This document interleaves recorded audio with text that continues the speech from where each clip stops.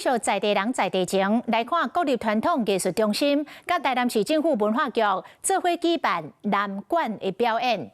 全台灣有19個南管的團體來參加演出，讓民眾用輕鬆的方式認捌到南管的文化。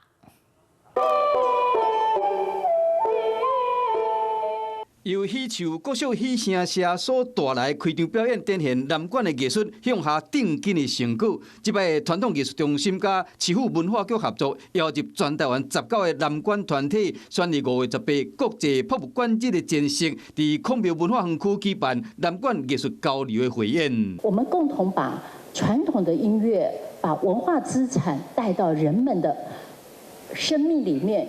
匯演為100年傳承到跨世代共演，演出者年歲為10歲到80幾歲，表現出南管藝術傳承甲多元的風貌。聽聽男生的唱法跟女生的唱法其實是完全不一樣的。那麼我很期待大家一起來參加這個活動。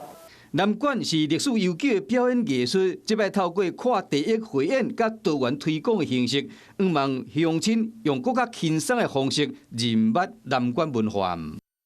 Hello， 我是林仙怡，想要搶先掌握最及時的新聞資訊嗎？趕快訂閱、按讚、開啟小鈴鐺，鎖定華視新聞 YouTube 頻道。